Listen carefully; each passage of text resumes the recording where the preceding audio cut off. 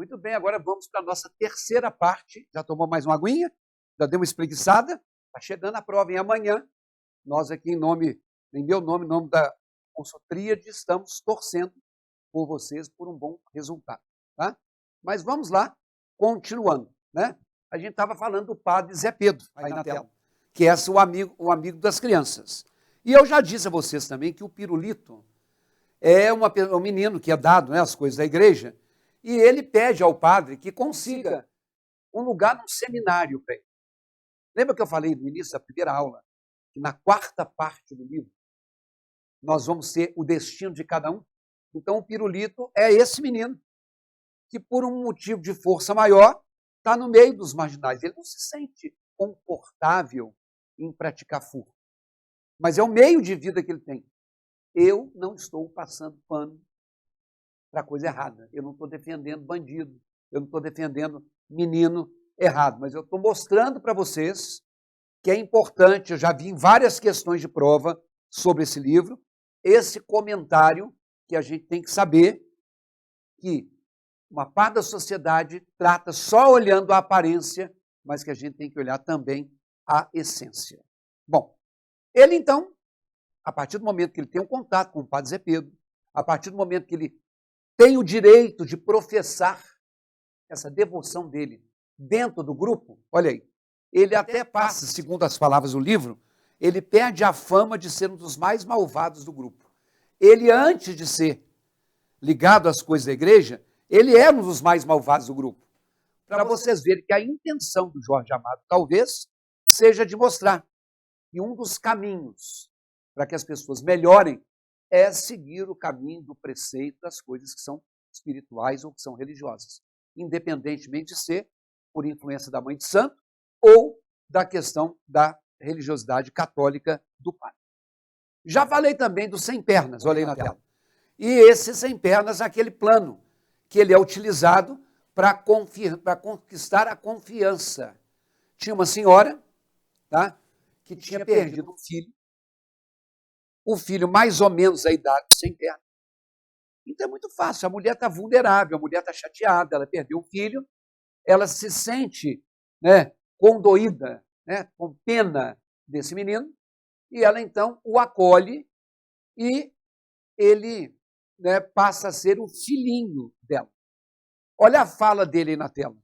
Não tenho ninguém no mundo, sou aleijado, não posso trabalhar muito, faz 2 dias que não vejo de comer e não tenho onde dormir. Olha o drama.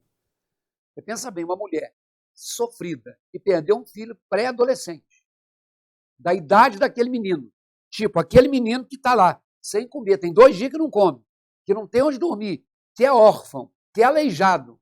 Tadinho. Aí ela coloca ele na cama e passa a mão no cabelo dele e coloca aquela roupinha. Quando ele vai dar uma volta e encontra com os meninos do grupo, todo mundo zoa. Olha lá a roupinha dele. Quer dizer, coisa normal de adolescente zoar o outro. Mas é o tal negócio, ele está fazendo parte de um esquema, convencendo essa tal dona Esther, que é a mulher, né, que perdeu o filho, né? E ela então, na tela, vai representar para ele essa mãe e vai transferir o afeto que ela tinha pelo filho por ele. O que começa a mudar dentro dele alguma coisa, porque as pessoas têm sentimento. Então, eu estou mostrando o tempo todo a aparência e a essência. Ele se sente incomodado. Poxa, a mulher está gostando de mim, ela está me dando um carinho que eu nunca tive. O marido dela viajou e ficou de trazer uma bicicleta para ele do Rio de Janeiro. Né, hoje você entra na internet e pega uma bicicleta. Antigamente, em Salvador, que é uma capital, se alguém quisesse uma bicicleta, tinha que trazer do Rio. Porque lá não teria isso aí. Só meninos tinham muita condição que podiam ter isso aí. E aí, o sem pernas, ele sente pela primeira vez esse conforto de ter uma família. Ele sente pela primeira vez que ele poderia ser um menino.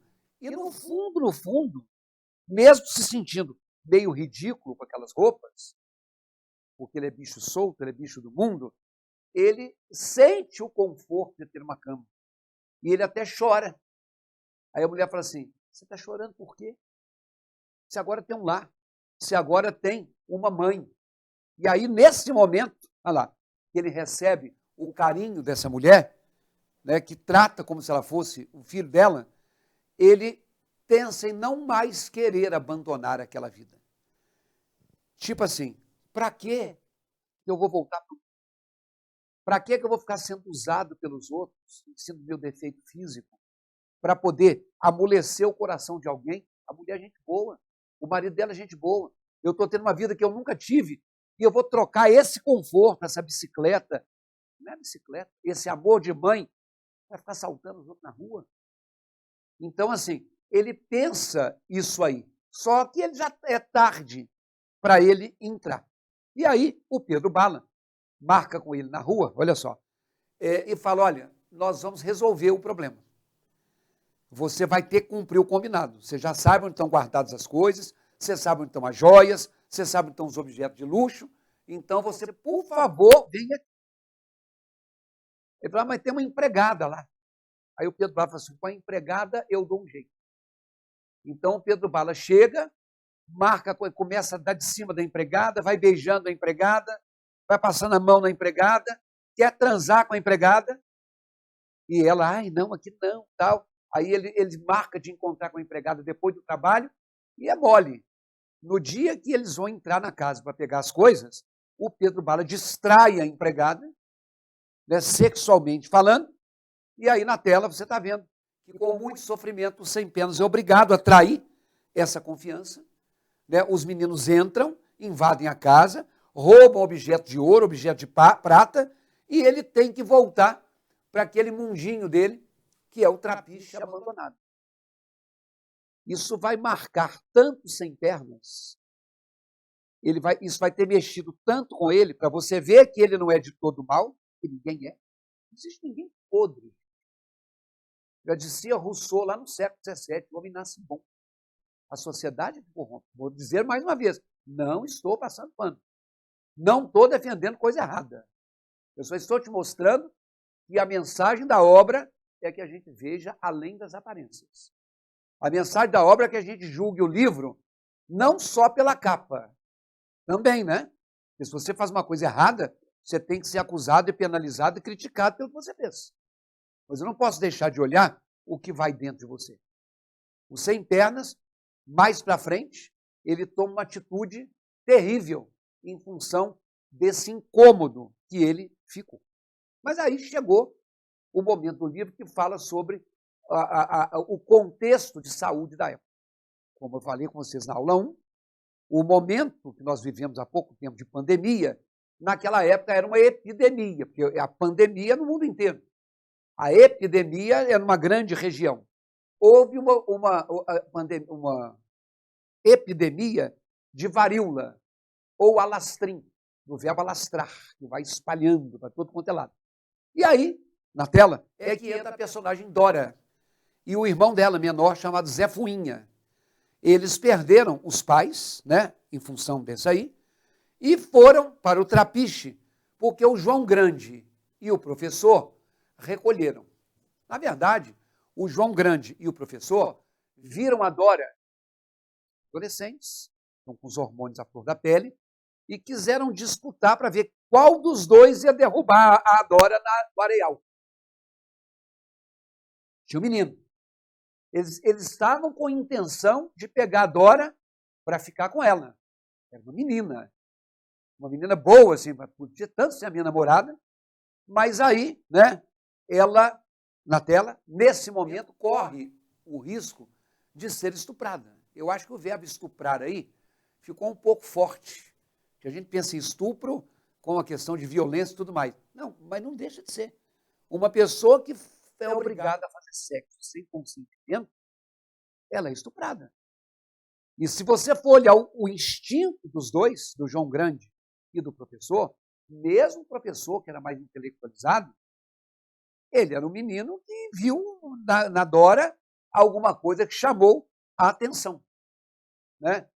Mas ela ia ser estuprada por alguém, ou ela ia ser disputada pelo grupo, e na tela, o João Grande e o professor, né, enquanto os dois estavam brigando, enquanto os outros estavam brigando para ver quem que ia possuí-la, no sentido de transar com ela, eles defenderam.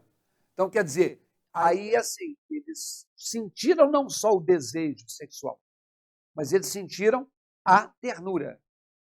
Então, aí eles levaram a Dora e o Zé Fuinha para o Trapiche, lá na tela. O João Bala, o Pedro Bala, aliás, que é o líder, vai resolver a questão, deu apoio para o João Grande, para o professor, e falou, olha, a partir de agora, ela faz parte do nosso grupo. Nós vamos abrir uma exceção e nós vamos ter a primeira mulher aqui nos Capitães da Areia. Só que aí, a presença da Dora como presença feminina, ela muda um pouco a situação. Porque, olha só, ela passa a ser vista aí na tela como uma grande mãezona que eles têm. Ela não é mais a menina que é um objeto sexual. Ela desperta outros sentimentos, eles não têm mãe, eles não têm uma figura feminina, e ela passa a tratar deles como se fosse mãe. O que não impede de que ela entre no bando e pratique pequenos delitos. Só que como mãe de todos, aí vem o lado romântico na tela, ela e Pedro Bala se apaixonam. Então, assim, só que aí não é o Pedro Bala querendo ficar sexualmente com a Dora. Ela passou a ser aqui como ícone. Aí eu falei com vocês uma outra aula aí, sobre o Lampião e a Maria Bonita. É como se ele fosse o Lampiãozinho e ela a Mariazinha Bonita. Quer dizer, ele é o líder e ela é a mulher do líder.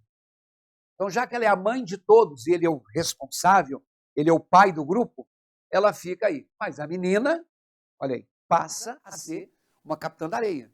Ela se veste com roupa de menino.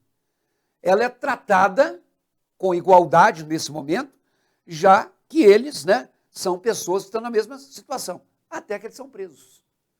Porque a sociedade está fazendo tanta pressão, está lá nas cartas desde o início, tudo quanto era coisa que acontecia era atribuída ao grupo, e aí, então, eles são presos. Pedro Bala é mandado para o tal reformatório, e a Dora, aí na tela, ela é enviada para um orfanato. O reformatório era masculino, para os meninos virarem gente, e ela vai para o orfanato, ela fica aos cuidados de freiras. E aí o que é que acontece? Lá no orfanato, lá no reformatório, até para confirmar o que disse o padre Zé Pedro, e até para confirmar o que disse aquela mãe, olha aí, o Pedro Bala chega a ser torturado. Então, aquela instituição que o jornal disse que era tão séria, aquela instituição que disse que cuidava tanto com carinho, mentira, torturava o menino. E a Dora, quando vai lá para o orfanato, ela adoece. Assim como os pais adoeceram, olha aí, a Dora fica doente e fica à beira da morte. Então, quer dizer, nós temos o líder torturado e a menina com quem ele pretende se casar à beira da morte. Então, aí, quer dizer, aquele par romântico que ainda não aconteceu, está prestes a acontecer. Mas aí o Pedro Bala, assim como disse o juiz lá naquelas cartas, não quis ficar e deu um jeito de fugir. E aí, o que acontece? Libertado, ele pega o bando e olha lá, eles dão um jeito de tirar a Dora do orfanato. O que eu não sei se foi uma coisa tão boa, porque afinal de contas ela está doente. Aí ela vai para um lugar que não tem nenhuma higiene, então ela está doente, mas o que acontece é o seguinte, olha lá, ela vai morrer. Uma coisa triste, né? Mas antes de morrer, ela se entrega a Pedro Bala. Se entregar, que eu estou falando assim, transar com ele. Então eles vão fazer o sexo para poder consumar o casamento. Você vê que durante esse tempo todo não havia acontecido uma relação sexual entre os dois. Então houve, da parte do Pedro Bala, um respeito, uma ternura pela menina, e ela então acaba, né, morrendo nos braços dele. Então, aí esse é o fim da Dora. Lembra que eu falei do sem terno? Lembra que eu falei que ele ficou mexido com essa situação? Então, um dia, ele foi perseguido pela polícia, vejam só. E aí, ele assaltou uma casa, e ele não queria ser pego pela polícia, pelos guardas, para ser torturado. O que ele fez? Ele se matou. Ele se jogou no ar, olha o trecho do livro, e se arrebentou na montanha como um trapezista de circo que não tivesse alcançado o outro trapézio. Então, como eu disse a vocês, que o linguajar desse livro é poético, podia falar assim, o cara jogou na pedra e arrebentou todo lá embaixo. Não. Não tem essa dureza, não tem essa crueza. Nós temos a ideia de alguém que, como se fosse um trapezista, que você já foi ao circo, você vê que eles vão, eles embalam, aí de repente ele se joga, ele roda e o outro pega e sustenta. Só que ele não conseguiu ninguém para pegá-lo e ele não conseguiu chegar ao outro trapézio.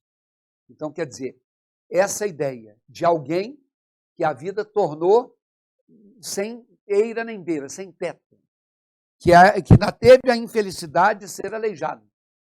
Ele morre porque ele não deu conta de passar por uma situação que para ele era indigna. E ele já carregava essa culpa de ter usado o sentimento das pessoas em benefício próprio.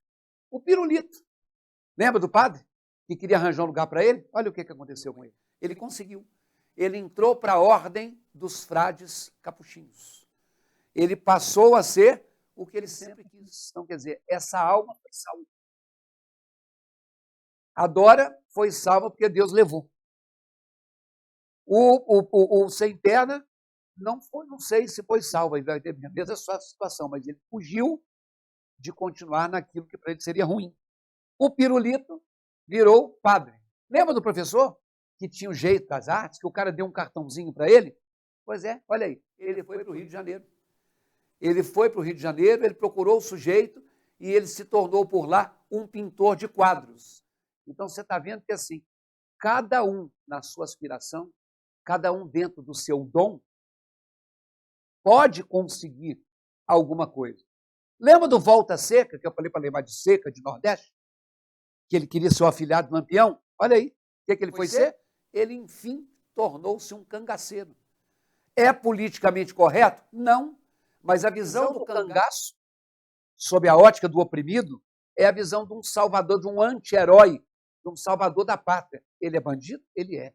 Ele assalta? Ele assalta. Ele saqueia? Ele saqueia. Mas não é para benefício próprio, é para dividir com quem não tem.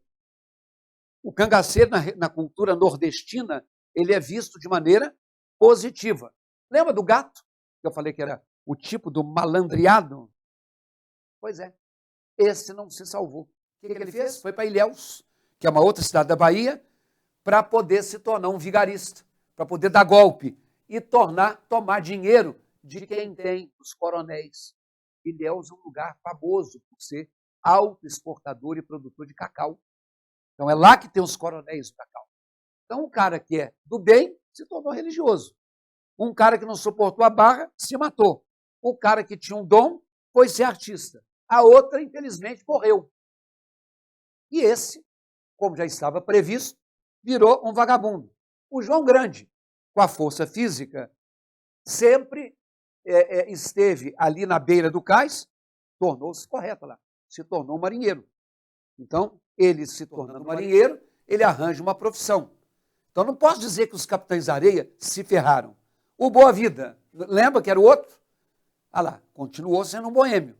Continuou, como diz o livro, sendo mais um malandro nas ruas da Bahia. Então, Gato e Boa Vida seguiram assim.